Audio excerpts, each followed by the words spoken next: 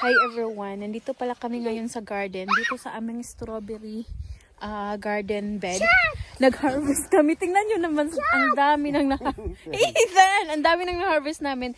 3 days ko itong hindi na-harvest. So ngayon, mag-harvest kami. And dahil umuulan dito palaging umuulan dito in the last this week.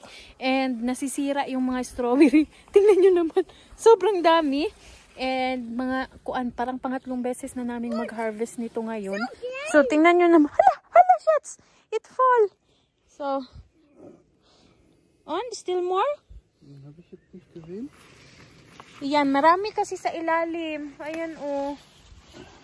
And, kailangan mo siyang halungkatin sa ilalim. Yung bata, ang dami na niyang nakain. It's a bear! Snake. Oh, sobrang laki. Shaka yung strawberry namin dito. Sobrang lalaki. Shaka it up here. Harvest si asawa. Oh, andito pa pala. Ayan. Ay! Look! Sayang. Yeah, they eat it already. Shots. Bear and bear food. Nokmare egg, berry food. Yung iba is hindi pa masyadong hinog. Ito yung harvest namin ngayon ng mga strawberry. Sobrang dami. Do you think we can make marmalade of it? Yeah. Already? Hindi na namin kaya itong kainin. So, para din makatry kami na mag-marmalade gamit itong aming strawberry. So, i-marmalade namin ito siya. Yan, madami. Papa, check it. Yeah. Alles Lea. Glaube. Ui, vorsichtig, kleiner Mann. Papa, check it. Yeah. Tingnan nyo naman yung aming cherry. Nag-uumpisa na siyang mahinog. And ito talaga is, hindi namin alam kung anong klaseng cherry ito siya. Pero it will ripe na not like the other cherry na so red, uda? Itong mga ganito, it looks like hindi pa siya hinog. Pero hinog na yan siya. Yeah. But a little bit more red they become, but already good. Yeah. And matamis na siya. Sarap, sarap. Oh, die haben ihren Pool wieder aufgebaut. Yeah. Marami na din palang mga hinog. Marami pang hinog na natira itong aming mga yellow golden raspberry. So, ipapakain ko ito kay Ethan. Paborito niya ito. Kapag pala malalaman mo, pwede na siyang i-harvest kapag sobrang na siya, madali lang siyang tanggalin. Cook, anak! You can eat it. Warum deine hand is too dirty? Because he harvest. Ayan, mga lang, 5 piraso lang.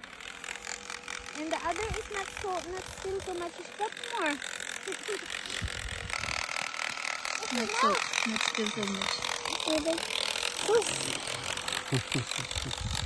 And that's it. Yung iba is hindi pa masyadong hinog.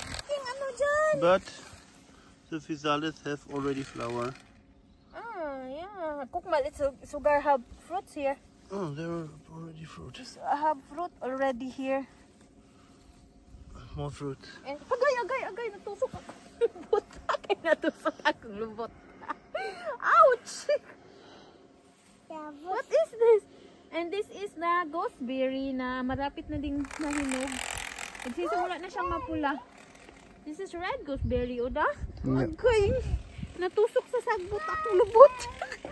And more raspberry from the last year already. Yeah, but it don't have Flowers. Maybe next year. And the banana is looking so sad. Ito yung itinanim namin last year na mga, what is this?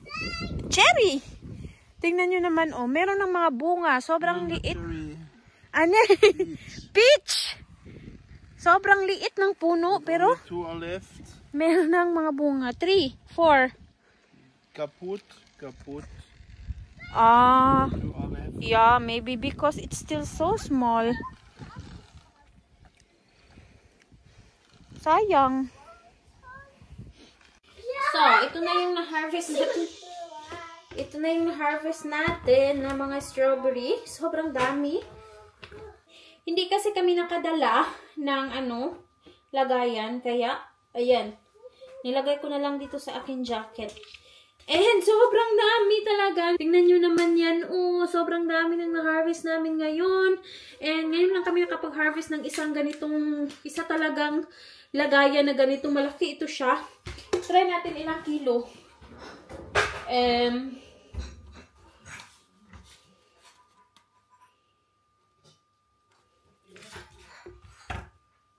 How to change this to kilo?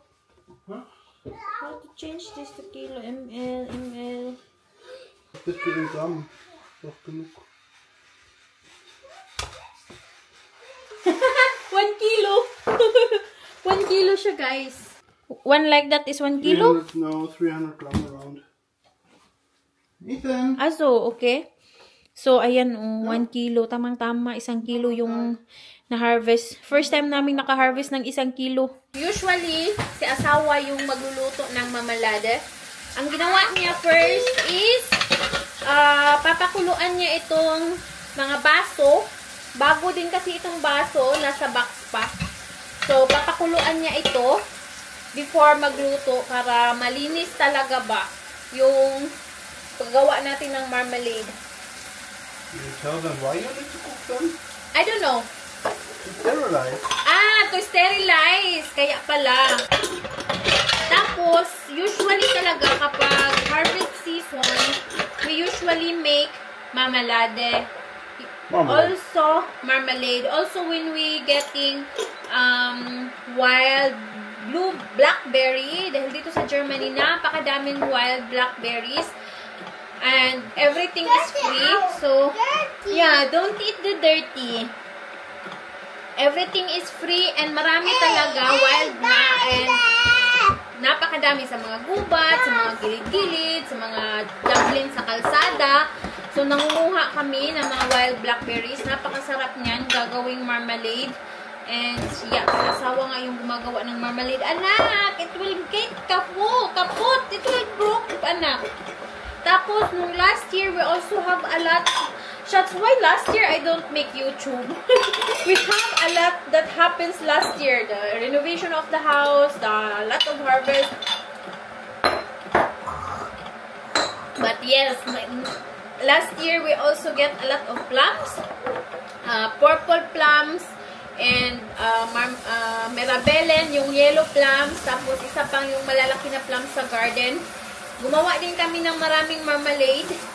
So this year, surely, kapag marami kaming ma-harvest is, gagawa pa din tayo ng maraming marmalade para ma-preserve siya. Sayang naman din kasi, one time lang yung harvest season dito and napakadami talaga kung mamunga ang mga plants dito. Kaya, kailangan talaga siyang i-preserve. Masayang lang kasi kapag hindi i-preserve.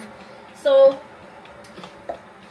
isa sa ginagawa namin is gumagawa kami ng marmalade o kaya si asawa ginagawa niyang wine.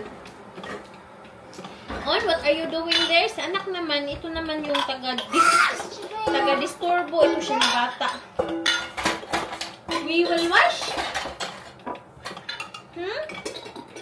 Because we have 780 gram strawberries and it's 3:1. I'd put now 260 gram of it here in the bowl.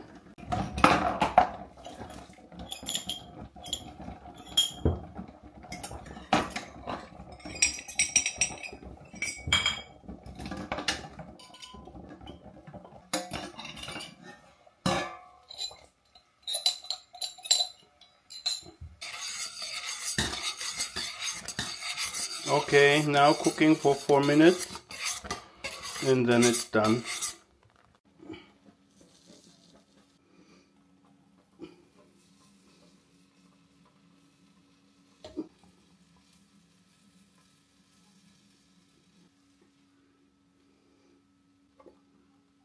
So guys, ngayon ipakita ko pala sa inyo yung nagawa namin na strawberry na marmalade. Ito siya is ibang marmalade. Napakadami na naming marmalade na nagawa. Pero ito siya is, ito yung hindi raspberry, red currant. So, yan yung ginawa niya sa red currant. Alam nyo, napakadami pa nito sa freezer.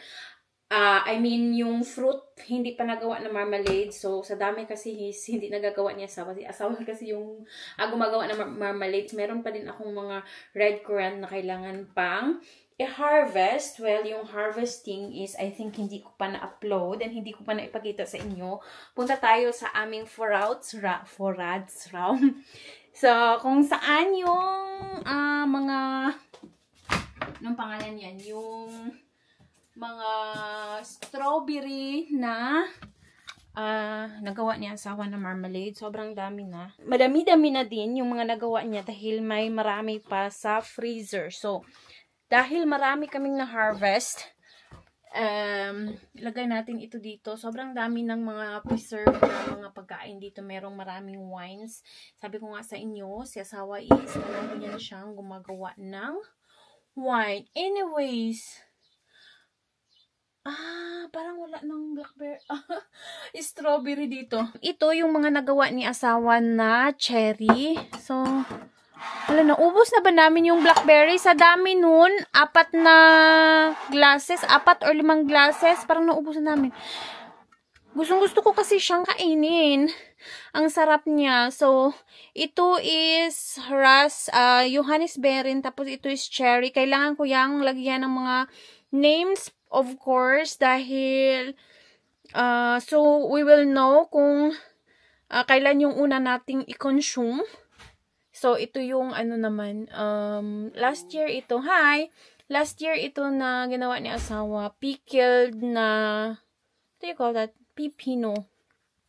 So ito pala, ito yung isa na lang yung naiwan dahil kinain na namin or ginamit na namin for our breakfast. Ito yung, we don't have strawberry anymore. We have some frozen strawberry. I thought you said I'm calling. No, you're recording. Recording. Recording. I thought you said I'm calling. So ito siya. Ang naiwan, parang 5 bottle shots. We only have 1 bottle of strawberry left. Yeah, we still have 1 full bowl of Strawberry? And also here is 1 strawberry.